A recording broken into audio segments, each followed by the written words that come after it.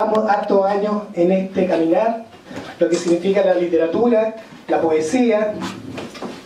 Y recuerdo cuando partimos en Quilpué con una actividad que la hacíamos en un maravilloso lugar que se llamaba la Viña Rap, que era un lugar mágico. Pueden imaginarse así en un restaurante, mirando las viñas, mirando el monte, las uvas, y por ahí algún trabajador sacando esa cosecha tan sabrosa que de pronto lo convertimos en vino. Y cuando Juan Antonio me hace entrega de este libro, que era Mujeres de Medianoche, yo partí leyendo algunos poemas. Inmediatamente sentí que había algo en él. Había como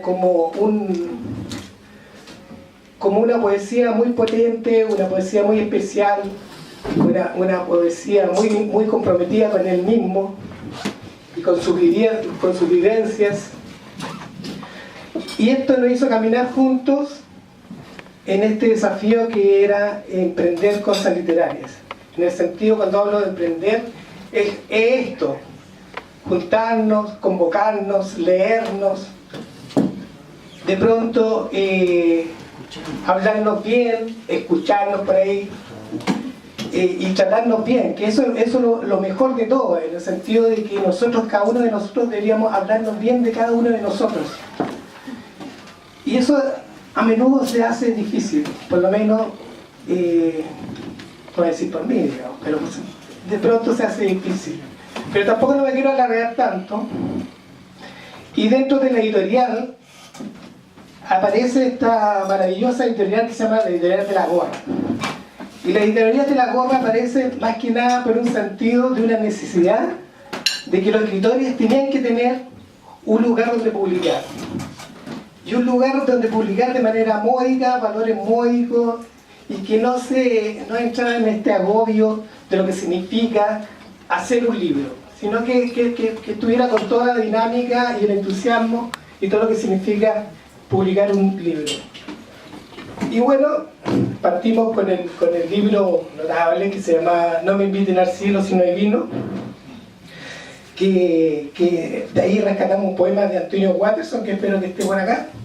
No está. Se ahogó. Y de ahí apareció este fabuloso libro, Ni más ni menos. Y cuando partí yo con este libro, a mí me encantan dos poemas de él, y ella me pidió que hiciera una pequeña reseña, y con esto termino, y le doy el pase a mi querida amiga Pauline Leroy, que fueron las pequeñas palabras que me inspiraron dentro de lo que la inspiración, no tan grande inspiración tampoco, pero algo, ¿no?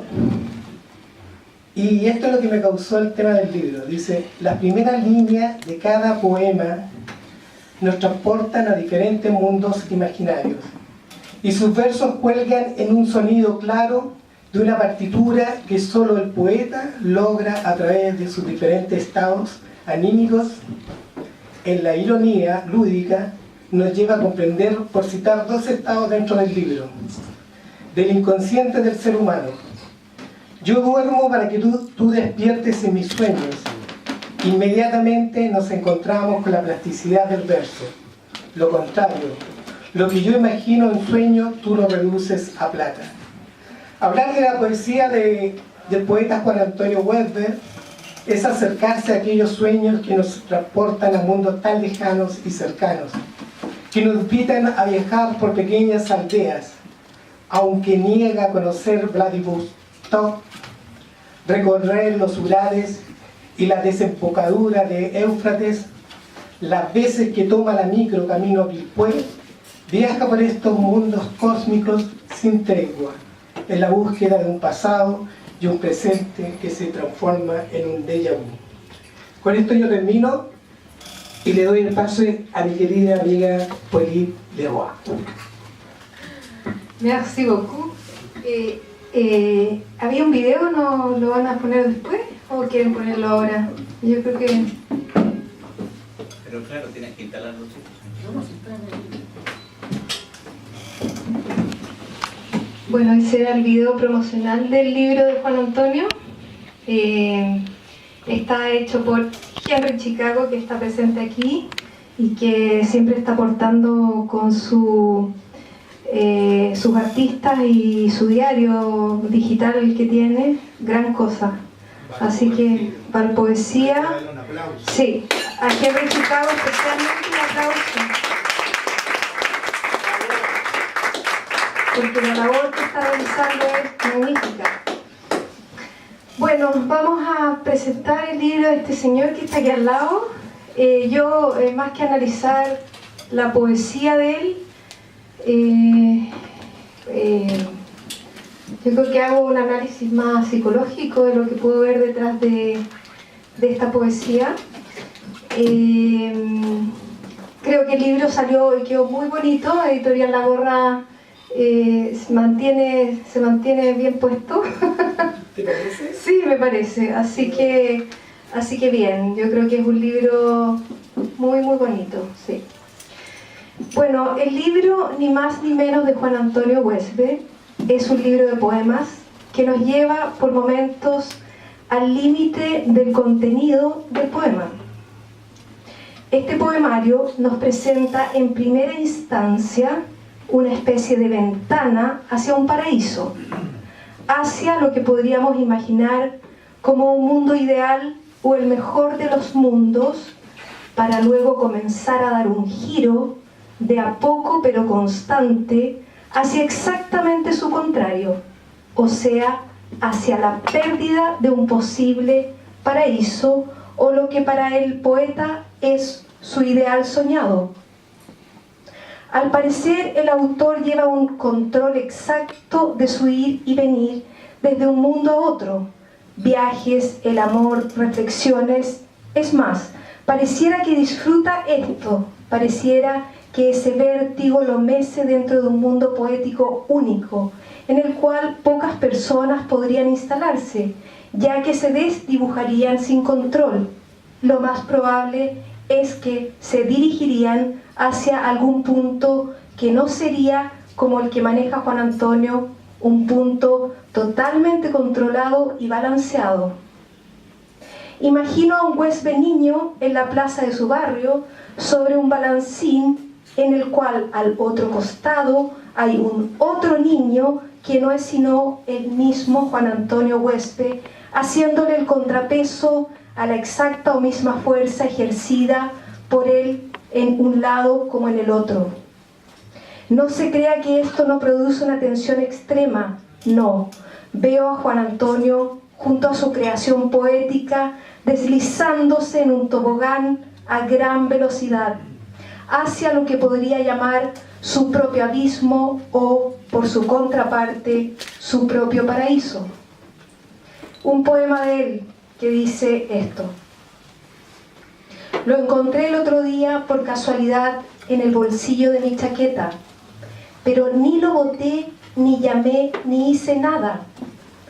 El mundo donde él maneja la tensión del hacer y el no hacer, pero ni lo boté, ni llamé, ni hice nada.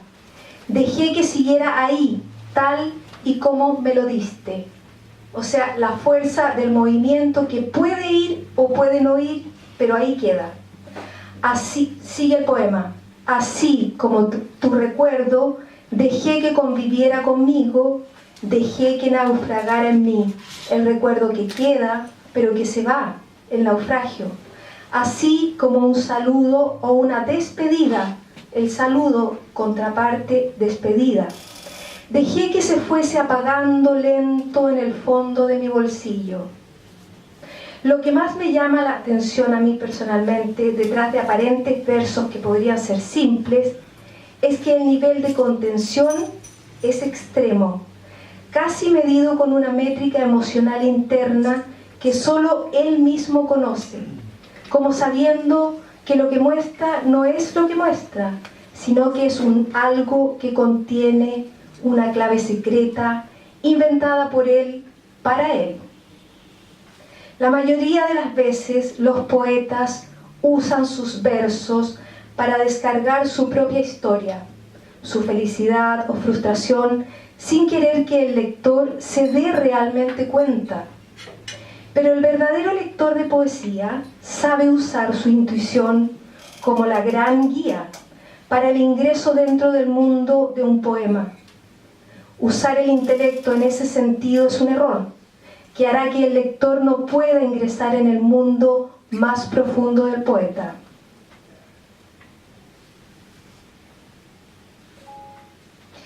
El título de este poemario avisora esta contención de la que hablo, esta contención de energías opuestas, que a su vez tiene como origen la misma energía.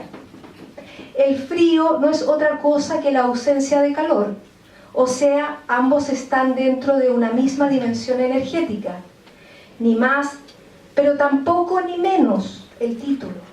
He ahí una especie de autocontrol total, un llegar a una temperatura que no es ni fría ni caliente, sino que solo es temperatura, sin que pueda compararse una con otra. Solo son, solo existen, y lo más importante es que Huésped logra de forma magistral que coexistan como mundos hermanos, cercanos en su lejanía. Ni más podría mostrarnos el lugar que corresponde al paraíso, al mundo ideal del poeta. Por otra parte, ni menos nos muestra la pérdida de este. Puede incluso indicarnos una tristeza, pero en el caso del poemario de Huésped, la tristeza o la alegría no entran aquí en un juego realmente. Lo que verdaderamente está presente es una nada que está representando el todo en el mundo real o imaginario del creador de este séptimo poemario. Leo un poema de Juan Antonio. Dice: no llamé a Vladivostok en otra lengua, ni visité los Urales, ni fui a España, ni menos al Tíbet o a la desembocadura del Éufrates. Solo tomé la micro, camino a Quilpué, pensando tu nombre. Soñé con tu nombre. Él sueña un viaje, imagina el viaje que podría ser un paraíso, pero él sigue con su control y él asume su sencillo viaje en Quilpué pensando en su amada, por ejemplo. Cuando de a poco y con intuición agudizada vayan ustedes avanzando en la lectura de Ni más ni menos, verán cómo lo que es ideal se transforma en algo que se ha ido o se ha perdido, sin por esto producir en el autor algo irreparable.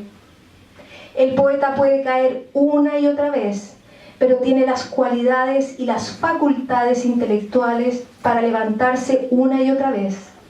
Así, con su mente autocontrolada, podrá también controlar su mundo emocional, que es el más importante. Dará esta especie de juego un vaivén en calma y tranquilidad que permite que el poeta hable de cosas dolorosas y las supere cada vez casi con una sonrisa en su boca. La mitad de su boca esboza una sonrisa en el mismo momento en que la otra mitad se queda seria y contenida. Así, el poeta aparece casi guiñándole el ojo a la vida, sin tentarla demasiado, pero sí con una capacidad de observarla que es sin duda destacable. El poeta mantiene los ojos muy abiertos, no los cierra jamás, y es dueño de una percepción de la realidad muy agudizada, una especie de hipersensibilidad que es manejada con destreza gracias al exacto título, Ni más ni menos. A través de su propia experticia en relación a la contención emocional, poética, creativa, real y experimentada en carne propia, en un silencio que sale a la luz a través de su poesía. Leo otro poema. Dice: no botaré tu retrato, no guardaré tu retrato, ni las fotos esas tuyas que me diste de nuestros años vividos al sol en Maitencillo. No las botará, no las guardará, pero recuerda los momentos vividos al sol en Maitencillo. O sea, no las botará, pero recuerda el paraíso, lo perdido en algún sentido. Y dice, solo dejaré de verlo, de seguro marchitará, vivirá en mí, morirá en mí, vivirá y morirá en él, ni más ni menos. Vemos así que este libro, como probablemente sus otros poemarios, tienen la necesidad de existir, y en esta existencia habita su creador como el dueño y señor de todos sus malabarismos, de un contenido a otro, contenido que traslapados son la misma vida, su misma vida.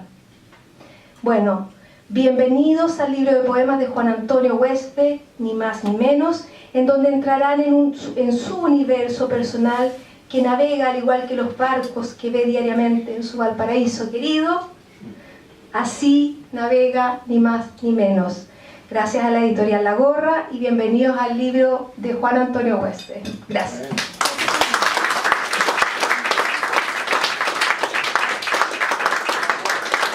Bien, agradecer las palabras de Pauline Leroy por haber venido en esta noche, en verdad que era como para una noche de agua, para el arca de Noé.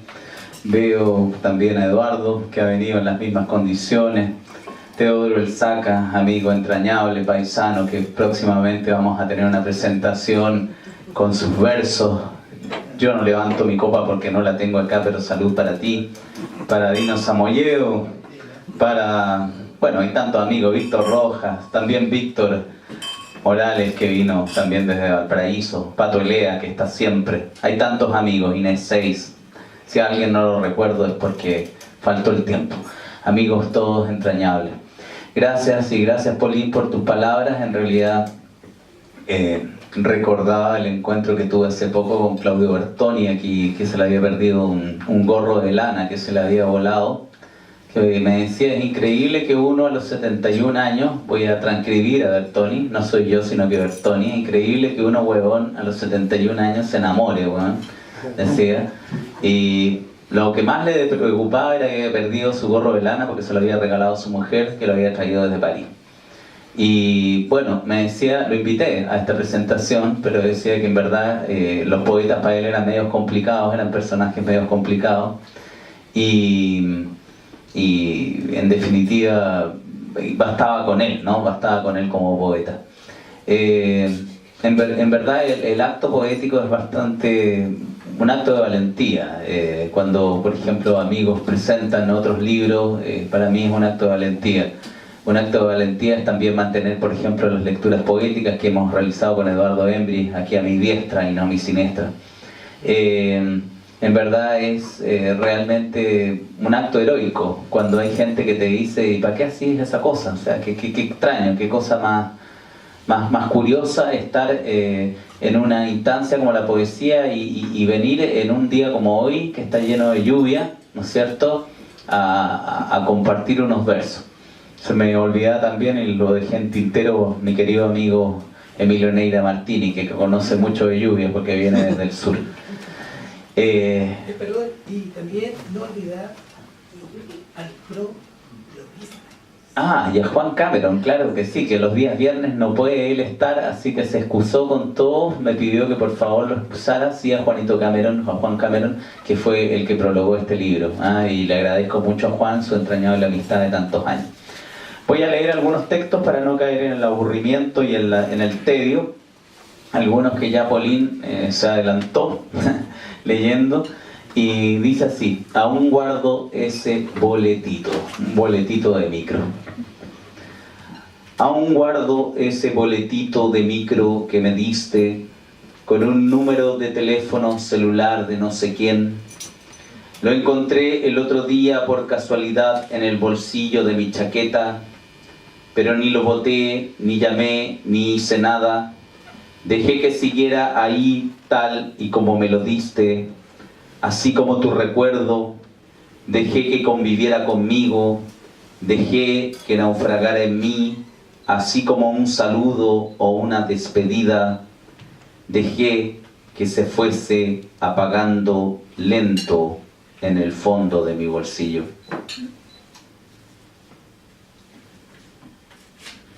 Un aplauso.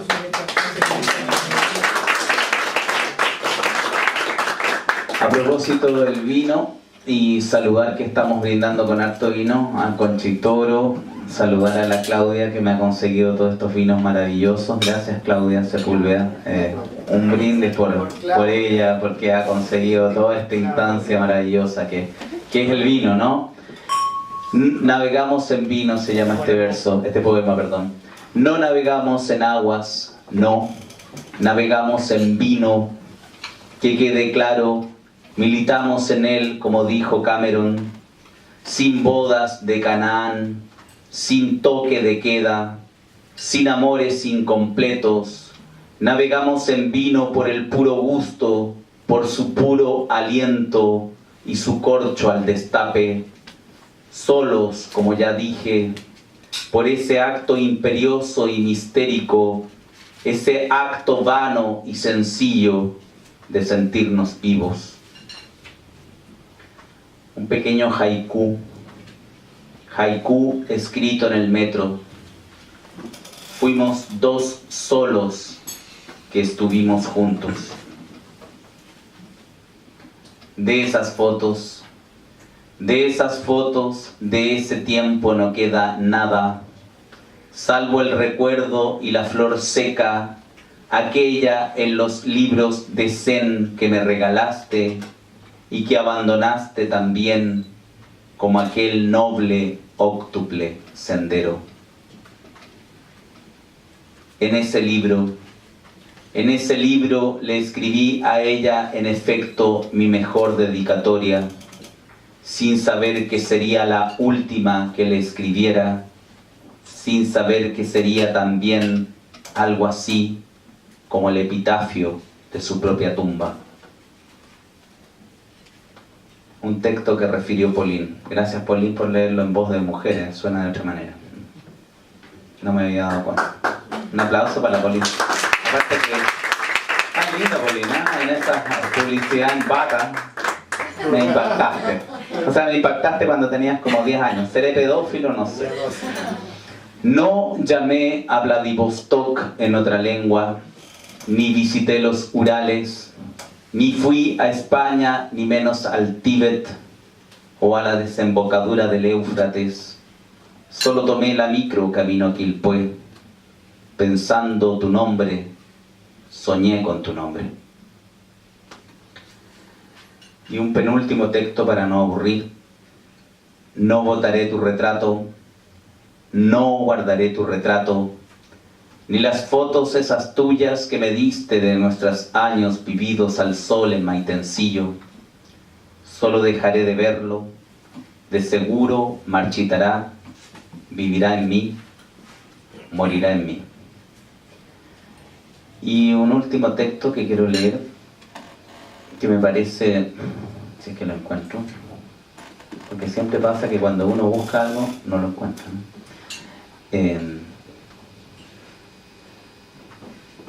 Y me parece muy contingente, ¿eh? A la realidad nacional, a la realidad política, a nuestra vida pública. Y quiero dedicarlo particularmente a todos nuestros queridos políticos, que si hicieran un poco de poesía quizás serían mejores personas. Dice así: al final no hubo Aladino, ni promesas ni deseos, mucho menos el genio, apenas una lámpara que perdí con los años. Muchas gracias.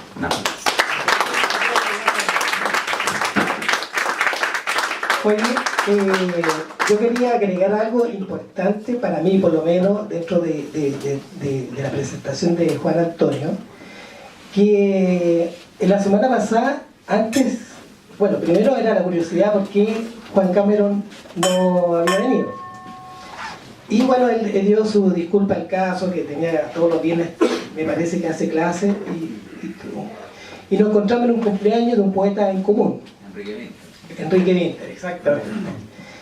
Y nos colocamos, nos pusimos a conversar, qué sé yo, y una de las cosas que él me dice, me dice, ¿sabes qué? A Juan Antonio lo conozco tantos años y me parece que es uno de los personajes del mundo poético importante dentro de la lectura poética, disculpando la reiteración, ¿eh?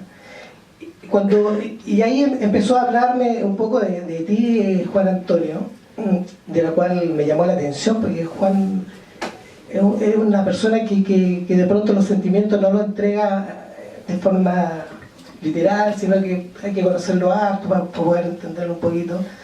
Y en eso comienza a hablar de ciertos poemas que tú acabas de leer, que él silenciosamente ha hecho una suerte de selección, que lo tiene ahí guardado bajo 4 llaves, y en su momento él piensa sacar algunas publicaciones de los poetas que han hecho un poco de historia dentro de lo que es Valparaíso. Y entre eso también mencionó, ni más ni menos, también a Watterson, que están dentro del mismo, las mismas fechas, no de nacimiento, pero del mismo, del mismo carrete, ¿no? Bueno, yo quería dejar este acento más que nada porque no siempre entre los poetas se dicen que son buenos poetas o se saludan con afecto y cariño diciendo, pucha, mira, Juan Antonio, esto me pareció notable. Creo que de pronto cuando salen esas palabras de poetas que ya llevan una trayectoria, ya llevan un camino, hay que tomarle atención, hay que saber para dónde va el poeta y en qué puede terminar un gran poeta. Eso quería yo agregar a esto. ¿Amamos entonces a los poetas? ¿Sí? Amamos a los poetas. Aquí está Teodoro Elzaca, también poeta. Varios poetas me imagino acá también. Yo pienso que quizás sería interesante, Juan Antonio, hacer algún conversatorio, alguna pregunta, alguna cosa del público hacia ti, porque creo que a pesar de que todavía no han leído el libro, siempre es interesante preguntarle, teniendo al autor, digamos, enfrente, preguntar cómo nace este libro, cuánto tiempo demora, cuánto se demoró en hacerlo, tantas preguntas, digamos, que pueden tener. Le doy el micrófono a don Teodoro Elzaca, que siempre hace grandes preguntas.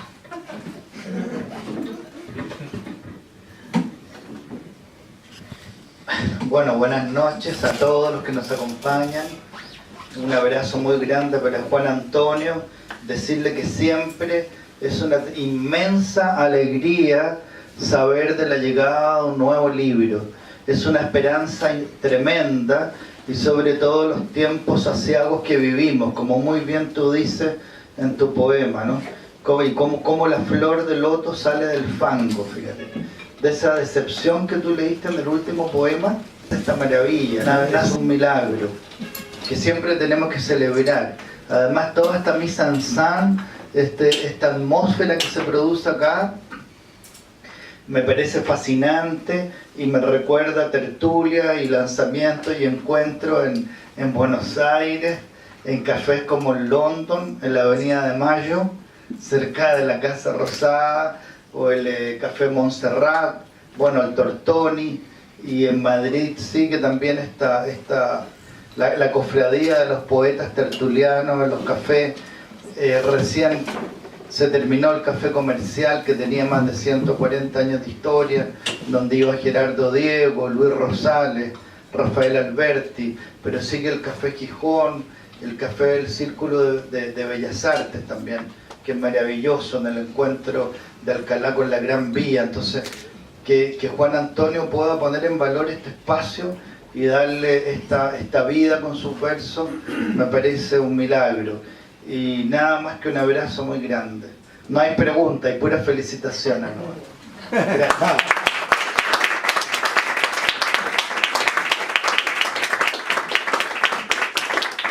¿Alguna otra pregunta por ahí? Bueno, le vamos a preguntar al diseñador gráfico. Ah, mira, por ahí levantó la mano nuestro querido caballero. Caballero Real.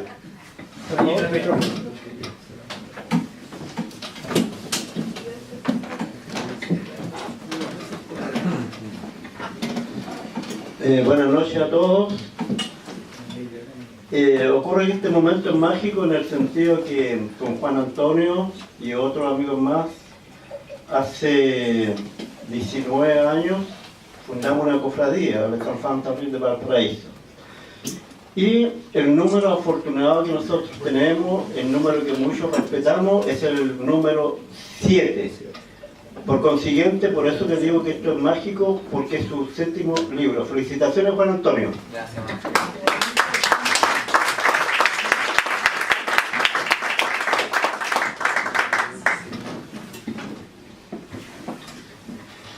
Bueno, yo creo que también podría, si te parece, Juan Antonio, quien fue más que nada el responsable de la diagramación del libro. De pronto, y lo que ha significado para él en el sentido de estar apoyando esta gestión, tanto visualmente o audiovisualmente, ¿cierto? Y en tu lado de la gráfica me refiero a Henry Chicago, que se ha integrado en este último tiempo muy bien dentro del ambiente poético y se está haciendo cosas increíbles. Te dejo el micrófono. Gracias. Buenas noches. Sí. No es mucho el tiempo que llevo en el ambiente literario, en estas instancias, pero creo que lo conversaba con Teodoro hace un tiempo. Nosotros los seres humanos somos una unidad sellada, física y espiritual. Triste es una humanidad sin poesía, porque es el hombre no sensible. Ahora, ¿por qué este libro se ve tan breve? No tiene ilustraciones, no tiene lo que normalmente un libro tiene. ¿Por qué? Y es por la siguiente razón. Y lo comentaba hace un momento también con Pauline. La palabra es un don, es un regalo de Dios o los dioses. Por lo tanto, el verbo es una celebración. El poeta tiene la responsabilidad de llevar al máximo esta celebración. Lleva el lenguaje de lo cotidiano y lo eleva. No nos olvidemos de Hesíodo, ¿eh? Cuando aparecen las musas y le dicen poetas ventrales, ustedes este don del lenguaje lo tienen para comer, para banalizar el lenguaje. Por lo tanto, te voy a dar lo que es la poesía. En esa instancia, tenemos que el verso, cuando se declama, está sujeto a la temporalidad, a la memoria. Se acaban de leer unos versos, ocupó un espacio de tiempo y se fumó en el recuerdo. Pero cuando la palabra es escrita, ocurre un acto alquímico, no sé, pero queda atrapada. Y por eso no tiene ilustración esto. Es ni más ni menos porque el fonema está atrapado, encapsulado en un grafema. Y cuando eso sucede, un libro empieza a jugar con las leyes visuales, con las leyes del diseño, en que el poema se ve jugando en una pantalla mágica, con los límites. Y este es su universo. Por lo tanto, el diseñador tiene la responsabilidad de no hacer un copy-paste, sino que tiene la obligación de elevar la palabra escrita en forma visual. No es lo mismo hacer un libro de prosa o de historia, que yo estoy formateado, estoy hablando como diseñador, formateado con espacios y todo. No. El poema es más rebelde, porque hay poetas que escriben en forma rebelde, ¿no? Ahí están los caligramas, está la poesía concreta y tantas cosas. Y jugamos con mi amigo Juan Antonio y fuimos planteando cada poema, cada verso con su propio ritmo visual. y es una celebración de lo breve, ni más ni menos. Si se ponía una ilustración, era un más. Por eso se llevó a esta imagen, es la palabra encapsulada, atrapada. Esta es la ilustración, ni más ni menos, para que la puedan disfrutar y visualmente maravillarse. Aparecen imágenes, unos grabados que van haciendo también un acompañamiento visual como una partitura musical quizá. Quizás te faltó un detalle de mencionar, ¿Ah? es el tipo de... Ah, sí. Ustedes vieron el video que eran como una... esas tipografías como... Claro, de las máquinas. Sí. Gracias, Eduardo. Se dio... porque están digitalizadas muchas tipografías que emulan estas typewriter. Estas tipografías que ustedes ven acá pertenecen y están escaneadas de una carta del año 1943. Y se compuso letra por letra para poder mantener las pelusas, incluso si ustedes lo miran, con más detalle con una lupita, están los detalles del golpe en el papel. Por tanto, no es una tipografía diseñada para tal efecto, sino que es compuesta. Entonces, quédense con esta imagen. Quédense con esta imagen. Es el fonema atrapado en un grafema y que tiene que ver con la perpetuación en el tiempo y en el espacio en un libro impreso. Queda detenida la memoria, queda encapsulada la palabra. Ok. Oye, un aplauso. Esta magistral característica de lo que acaba de hablar Jorge. Y ahora doy paso a Pauline Leroy, pero mi querido, antes de... Pauline, discúlpame, porque hay otro poeta aquí.